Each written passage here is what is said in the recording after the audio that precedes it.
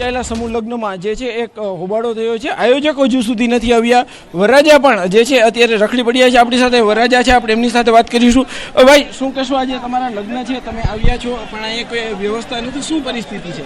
પરિસ્થિતિ એ છે કે અમે હજી પહોંચ્યા છીએ અને છે નહીં કોઈ આયોજકને ફોન કરીએ છીએ અને વ્યવસ્થા આવે છે અને આજુબાજુ બધા એમ કહે છે કે કોઈ છે નહીં, અત્યારે આયોજક વયા ગયા છે એવું વાત ફેલાય છે. હકીકત શું છે ખબર નથી. અત્યારે અહીંયા કેવી પરિસ્થિતિ છે? જુનાગઢથી આવે છે અત્યારે બધા માણસો 25 જાન જેટલી આવી છે. બધા હેરાન પરેશાન છે અત્યારે બધા. ચોક્કસથી અહીંયા અન્ય જે છે જાનૈયા, આપણે એમની સાથે વાત કરીશું. શું પરિસ્થિતિ છે આખી અહીંયાની પરિસ્થિતિ? બધા ફરાર થઈ ગયા છે. અહીંયા કોઈ પણ જાતની વ્યવસ્થા છે નહીં હાલમાં. તકલીફ તો પડે જ, કેમ કે જુનાગઢથી અહીંયા પહોંચ્યા છીએ બરોબર, અને અહીંયા પાણીની વ્યવસ્થા નથી તો પબ્લિક તો હેરાન થાય અને મહેમાનો પણ હેરાન થાય બધા. અને આ કોઈ કાંઈક આયસા લઈને આવ્યા હોય બરાબર. જે રીતના વાત કરવામાં આવતા સમૂહ લગ્નમાં જે છે અત્યારે ક્યાંક અવ્યવસ્થા સર્જાઈ છે, એના કારણે ભારે હાલાકીનો સામનો કરવો પડી રહ્યો છે. લોકો છે તે ભારે હેરાન પરેશાન જોવા મળી રહ્યા છે. હાર્દિક જોશી, ન્યૂઝ 18 ગુજરાતી, રાજકોટ.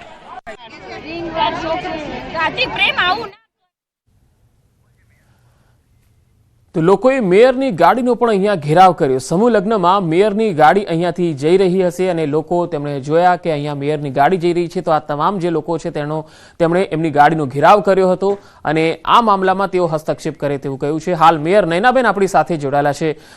નયનાબેન, આપનું સ્વાગત છે. રાજકોટમાં આ જે ઘટના બની છે જેમાં તમામ જે 28 જોડા છે તેઓ રાહ જોઈ રહ્યા છે, હાલ તમારી સાથે ત્યાં શું બન્યું? પરિવારજનોએ તમને શું કહ્યું? આજે ઋષિવંશી સમાજ સેવા સંઘ દ્વારા 28/9 દંપતીના સર્વજ્ઞાત્ય સમૂહ લગ્નનું આજે આયોજન હતું. અમને પ્રથમ નાગરિક તરીકે લોકો નિમંત્રણ આપેલા, એટલે આજે હું ત્યાં આવી. એટલે ત્યાં કોઈ આયોજકોનો અભાવ હશે, અંદર તો જવાની એન્ટ્રી તમને ન મળી, સ્વાભાવિક છે. ત્યાં કોઈ જાનૈયા માંડવિયા હોય એની વેદના પણ સાચી છે કે ત્યાં કોઈ આયોજકો ત્યાં હતા જ નહીં. હું પણ સતત ફોન કરું છું, મારો ફોન ઉપાડતા નથી. નયનાબેન, આ જે ઋષિવંશી સમાજ સેવા સંઘ છે એના આયોજકો કોણ છે? કોણે તમને આ નિમંત્રણ આપ્યું હતું? કોણ આવ્યું હતું? મને ટેબલ ઉપર નિમંત્રણ આપી ગયા છે. આવી વ્યક્તિને તમે ન ઓળખતા હોઈએ, પણ એના નંબર 81 283 98 241 છે. એના ઉપર હું નંબર ફોન કરું છું તો ફોન નથી ઉપાડતા. નયનાબેન, આવું પહેલી વખત થયું હશે કે સમૂહ લગ્નની અંદર આયોજકો ગેરહાજર હોય અને હવે જોડાઓ છે, એમના પરિવારજનો છે, એ ખૂબ જ ચિંતા અનુભવી રહ્યા છે. હવે આપ તેમને શું ખાતરી આપવા માંગો છો? પણ આમાં તો જો એ લોકોની સમાજનું છે, આમાં તો મને કઈ ખબર તો હોય નહીં. અમને મહેમાન તરીકે નિમંત્રણ મળેલું છે અને સ્વાભાવિક છે કે દીકરીના લગ્ન લખાઈ ગયા હોય, દીકરાના લગ્ન લખાઈ ગયા હોય, તો ધારો કે ઈ પોતાના ઘરે પણ લગ્ન કરે, સર્વજ્ઞાતિમાં ન જોડાય, પણ પોતાના એની ઘરે પોતાનો પ્રસંગ કરે. અઘટિત ઘટના કોઈ દુઃખદ બની જાય છતાં લગ્નને પાછા ઠેલાતા નથી. હવે આ તો વિપરીત પરિસ્થિતિ છે. હવે આયોજકો ત્યાં નથી તો આપણે કેવી રીતે જાણી શકીશું કે હવે પછીનું આ શું થશે? નહીં નયનાબેન, તો બી આ સર્વ અમારી તો કોઈ ભૂમિકા આમાં છે નહીં. મને તો પ્રથમ નાગરિક તરીકે નિમંત્રણ મળેલું. નહીં, ભૂમિકાની વાત નથી નયનાબેન, વાત એ નથી. વાત એ છે કે આયોજકો ફોન ઉપાડતા નથી. મને આ આયોજકો કોઈ ફોન ઉપાડતા નથી, એ બાબતમાં તો નિર્ણય એ લોકોનો રહે ને. નહીં, પણ કદાચ આ જે જોડાઓ છે જેમને એવું લાગ્યું છે કે અમારી સાથે કદાચ છળકપટ થયું છે, તો હવે આ કિસ્સામાં શું થઈ શકે? પોલીસ ફરિયાદ કરવી જોઈએ? પણ એ લોકો સ્વાભાવિક રીતે કરે તો એનો પ્રશ્ન છે. હવે તો આપણે આમાં શું કરી શકીએ? હું ચિંતા કરું છું અત્યારે. ફોન ઉપાડે તો વાત તો કરી શકીએ કે ભાઈ આ બધું બહુ ખોટું છે. હા, એટલે એ કોઈ એક સમાજનું નથી, આ સર્વ સમાજના લોકોને અહીંયા ઇન્વાઇટ કરેલા છે. સ્વાભાવિક છે, એની વેદના સાચી છે જાનૈયા માંડવિયાની. આવા જે કઈ હોય એમાં મને કઈ ખબર નથી. પણ આમાં નયનાબેન, તમે પ્રથમ નાગરિક છો રાજકોટના, તમને જે વ્યક્તિ નિમંત્રણ આપે અને તમને જે નિમંત્રણ આપે એ આયોજકો જે સ્થળ પર ન હોય તો આ સ્થિતિ તો ખરેખર ક્ષોભજનક સ્થિતિ કહેવાય. હું આટલા બધા કાર્યક્રમમાં જાઉં છું, ક્યારે આવું બન્યું નથી અને આ તો મેં પહેલી વાર જોયું. એટલે હું એ જ કહું છું કે આ તો મેયરનું પણ અપમાન કહેવાય ને. એવું તો નથી. જો પ્રથમ નાગરિક તરીકે મેયર કરતા પણ ઓલા જાનૈયા જે છે જે એના અરમાનો લઈને અહીંયા સમૂહ લગ્નમાં 9 દંપતી જોડાયા છે, આપણા કરતા તો આપણું અપમાન કરતા તો એ લોકોને હવે શું કરવું એ મથામણ ને ચિંતામાં હશે. તો આયોજકો ફોન ન ઉપાડે તો આપણે શું કરી શકીએ? જી, આમાં સૌરાષ્ટ્રના મોટા ભાગના જોડાઓ છે, તો નયનાબેન તમે એમને કોઈ ખાતરી આપી છે? ના, કોઈને નથી આપી, કેમ કે વ્યક્તિગત પ્રશ્ન છે જ નહીં. આ સર્વ જ્ઞાતિઓનો પ્રશ્ન છે.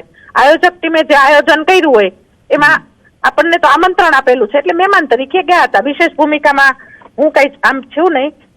બરાબર. તો નૈનાબેન, આવા કિસ્સામાં પોલીસ ફરિયાદ થવી જોઈએ, આપનું શું માનવું છે?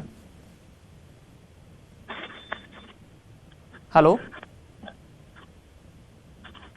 લાગે છે ફોન કપાઈ ગયો છે. તો મેયરનું કહેવું છે કે તેમને આમંત્રણ આપવામાં આવ્યું હતું આ સેવા સંઘ દ્વારા, ઋષિવંશી સમાજ સેવા સંઘ દ્વારા, અને તેમના આયોજકો દ્વારા ટેબલ પર નિમંત્રણ આપવામાં આવેલું, અને આ નિમંત્રણને ધ્યાનમાં રાખીને તેઓ પણ અહીંયા હાજરી આપવા માટે પહોંચ્યા, પરંતુ તેમને પણ ખબર પડી કે અહીંયા આયોજકો તો છે જ નહીં, અને જે પેલા 28 જોડાઓ આવ્યા છે એ લોકો પણ આયોજકોની રાહ જોઈ રહ્યા છે, પરણવાની રાહ જોઈ રહ્યા છે.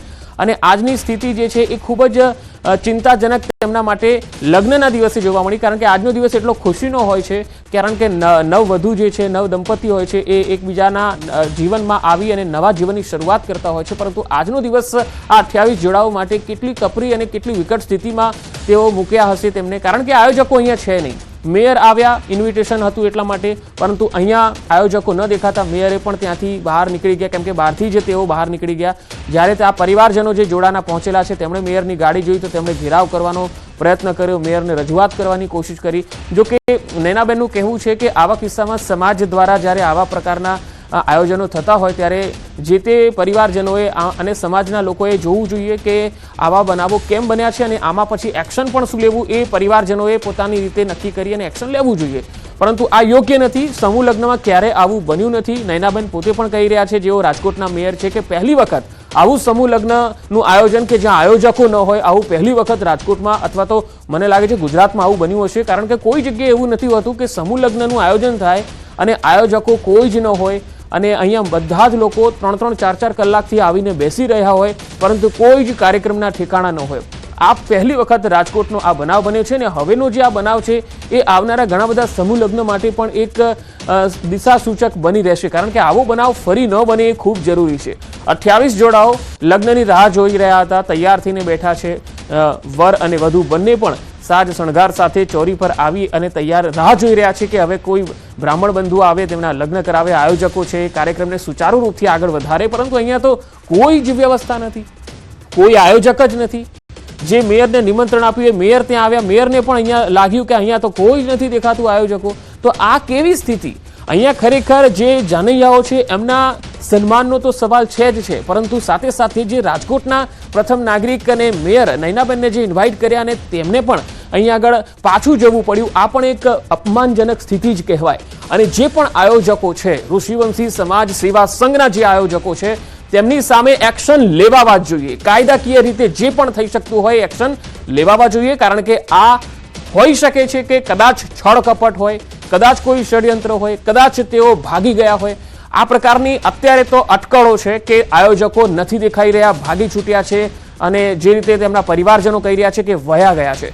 તો હવે આ તપાસનો વિષય છે. આયોજકો કોણ છે અને કેમ તેઓ નથી દેખાઈ રહ્યા, ક્યાં ગયા છે, કઈ સ્થિતિમાં છે, અને હાલ આ કાર્યક્રમ આગળ વધવાનો છે કે નથી વધવાનો, આ તમામ સ્થિતિ પર તેમણે સ્પષ્ટતા કરવી જોઈએ. પરંતુ એમના બધાના ફોન બંધ આવી રહ્યા છે, કોઈ આયોજકો દેખાઈ નથી રહ્યા. એટલે હવે આ તપાસનો વિષય બને છે, અને આ ગંભીર જે છે એ ક્ષતિ કહી શકાય, કારણ કે લગ્નના આયોજનોમાં, સમાજના આયોજનોમાં સર્વ જ્ઞાતિના જે સમૂહ લગ્ન હતા એમાં બધી જ જ્ઞાતિના જે જોડાઓ છે તે અહીંયા પરણવા માટે પહોંચ્યા હોય, અને એમાં જો આ પ્રકારની સ્થિતિ હોય તો પછી જે આયોજકો છે એ એક કાયદાકીય રીતે ગુનેગાર બને છે, અને તેમણે કોઈને કોઈ રીતે સ્પષ્ટતા કરવી જોઈએ, આગળ આવવું જોઈએ, અથવા તો સ્થળ પર તો એટલીસ્ટ હોવું જ જોઈએ.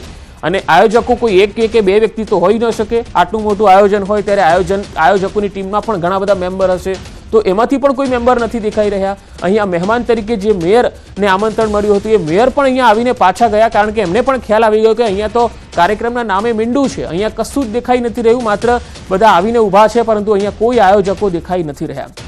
આ એક અપમાનજનક સ્થિતિમાં જાનૈયાઓને મૂક્યા છે, મેયરને મૂક્યા છે. રાજકોટમાં યોજાયેલા સમૂહ લગ્નમાં જે છે એક હોબાળો થયો છે. આયોજકો હજુ સુધી નથી આવ્યા. વરરાજા પણ જે છે અત્યારે રખડી પડ્યા છે. આપણી સાથે વરરાજા છે, આપણે એમની સાથે વાત કરીશું. ભાઈ, શું કહેશો? આજે તમારા લગ્ન છે, તમે આવ્યા છો, પણ અહીંયા કોઈ વ્યવસ્થા નથી, શું પરિસ્થિતિ છે?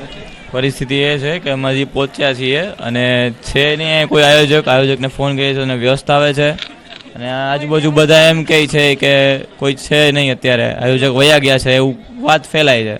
હકીકત શું છે ખબર નથી. અત્યારે અહીંયા કેવી પરિસ્થિતિ છે? જુનાગઢથી આવે છે અત્યારે બધા માણસો 25 જાણ જેટલી આવી છે, બધા હેરાન પરેશાન છે અત્યારે બધા. ચોક્કસથી અહીંયા અન્ય જે છે જાનૈયા આપણે એમની સાથે વાત કરીશું. શું પરિસ્થિતિ છે આખી એની?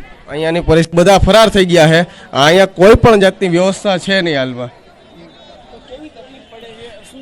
તકલીફ તો પડે જ, કેમ કે જુનાગઢથી અહીંયા પહોંચ્યા છીએ બરોબર, અને અહીંયા પાણીની વ્યવસ્થા નથી તો પબ્લિક તો હેરાન થાય અને મહેમાનો પણ હેરાન થાય બધા. અને આ કોઈ કાંઈક આયસા લઈને આવ્યા હોય બરાબર.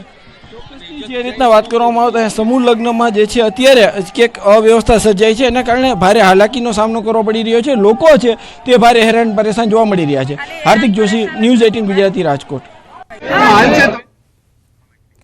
તો અહીંયા રાજકોટમાં જાનૈયાઓ રજડી પડ્યા છે. આયોજકોનો આવતા સમૂહ લગ્નમાં હોબાળો મચી ગયો અને અહીંયા 28 જોડાના લગ્ન હતા, પરંતુ અહીંયા કોઈ જ આયોજકો દેખાઈ નથી રહ્યા અને આ જે પરિવારજનો છે, આ જે જોડાઓ છે એ આયોજકોને શોધી રહ્યા છે. અત્યાર સુધી સમૂહ લગ્નમાં આ તમામ લોકો સવારે આવી ગયા હતા એટલે એમને એવું જ હતું કે આયોજકો હવે કાર્યક્રમને આગળ ધપાવશે, પરંતુ ધીરે ધીરે તેમને ખ્યાલ આવી ગયો કે અહીંયા તો એક પણ આયોજકો પહોંચ્યા જ નથી અને 4 કલાકનો સમય વીતી ગયો, કારણ કે સવારે 6 વાગ્યાનો સમય આ તમામ લોકોને ત્યાં હાજર થવા માટે આપ્યો હતો. જ્યારે બધા જ જોડાઓ સવારે 6 વાગ્યાના પહોંચ્યા અને 10 વાગી ગયા ત્યાં સુધી કોઈ આયોજકો અહીંયા નથી દેખાઈ રહ્યા. એટલે હવે તેમને અંદાજો આવી ગયો છે કે આ આયોજકો હવે આ કોઈ લગ્નના કાર્યક્રમને આગળ વધારે એવું લાગી નથી રહ્યું. તેમને આયોજકોથી હવે ભરોસો ઉઠી ગયો છે. એટલે આ તમામ જે જોડાઓ છે, જે સર્વજ્ઞાતિ સમાજમાંથી આવેલા આ જોડાઓ છે અને કોઈ અલગ અલગ જ્ઞાતિના જે જોડાઓ છે જેમણે 30,000 રૂપિયા લગ્નની નોંધણી પેટે આપેલા હતા, એ તમામ લોકો અહીંયા પહોંચી ગયા હતા. કેટલાક લોકો એમના મહેમાનોને લઈને, કેટલાક લોકો બસમાં મહેમાનો લઈને અહીંયા પહોંચ્યા હતા, પરંતુ જ્યારે પહોંચ્યા ત્યારે જોવા મળ્યું કે અહીંયા પાણીની સુવિધા નથી, અહીંયા આયોજકો નથી, અહીંયા કોઈ કાર્યક્રમને આગળ વધારી શકે એવો